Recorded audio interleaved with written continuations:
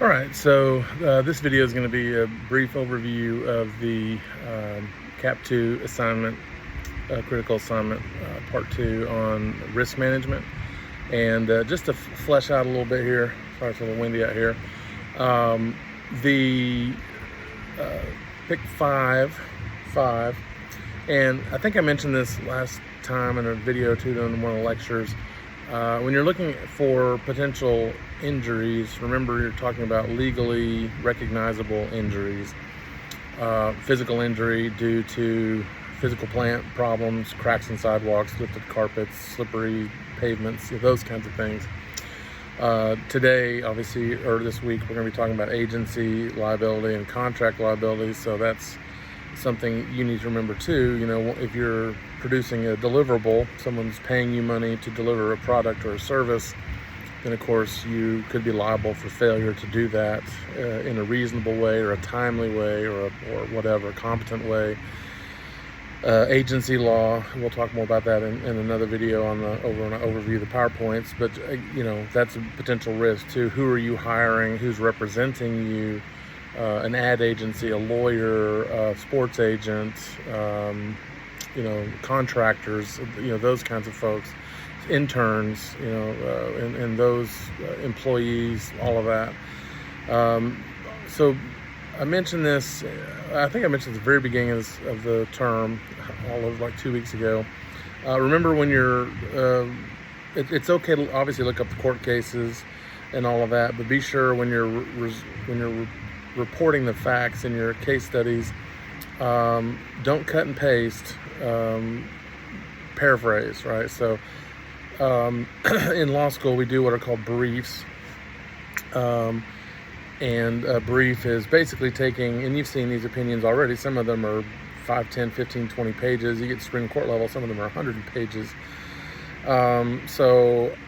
A brief is usually a literally one-page summary of a case, facts, procedure, everything, right? So take all those facts and paraphrase the pertinent facts that go into the risk management area. So on some of these lower level cases, you'll have multiple issues in there, one or two of which may be pertinent, germane to your assignment.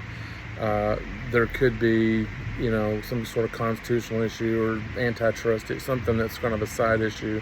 So just be sure and paraphrase, right? It goes back to the safe assign thing. Some of you have seen a little bit high safe assign numbers. Some of that is not a big deal, actually. As you know, right, just plagiarism reminder, as long as you're citing it, you're not plagiarizing.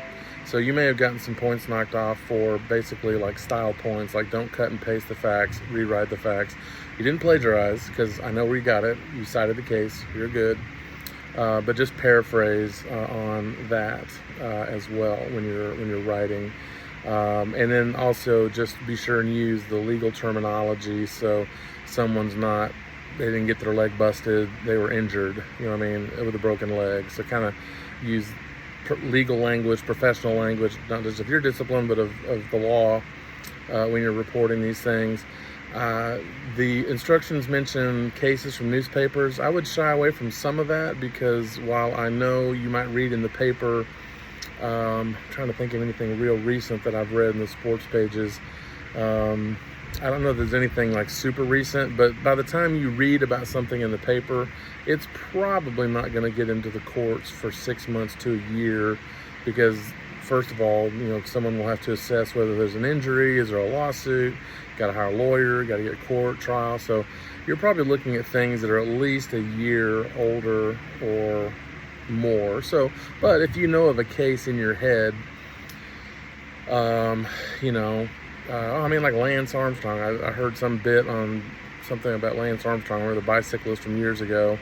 He got sued, right? That's kind of sports related. World Cup, FIFA, I think, got sued for things related to World Cup. There may still be lawsuits related to things like workplace injuries. You think about the way they treated their workers and all of that. Obviously, in the pro sports and all of that, there's lawsuits. So you've seen those. So anyway, just kind of keep that in mind. It doesn't have to be that. Again, if you're going to open a clinic or a business or whatever than your own physical plant, just kind of think about, what does what does like CBU go through, or Chick-fil-A or Walmart or whatever. You know, you own a building, you're in control of that. There's tons of risk management options available to you in that. So like I said, pretty much everyone on part 1 was on target. Those of you who were off target were only slightly off target. Again, just kind of when you're reporting your cases and the legal import of them, maybe go a little bit more than a brief paragraph, a little bit longer. That's what I mean by flesh out. Same with the facts, just paraphrase the facts, don't cut and paste. Again, I'm not talking to most of you, just a couple of you, and even then, it wasn't a huge deduction, because I said you didn't cheat, you just, you cited it, so it's not an honor code issue or anything like that, not even close. You were all like made good grades and all that. So anyway, I think that's all I had on that. But I didn't notice anything. Part 2 seems to be kind of more the same. Just kind of continue on with your place. Thinking again, if you have a specific place in mind, then of course you've got some concrete things you can look at. If you have your sort of want to dream spot in mind, that's fine too. We're sort of gaming it here, right? And all that sort of stuff. So anyway, good luck on your assignment, and I'll post another video here shortly. Well, whichever one gets first. We'll talk about agency law and contract law as well.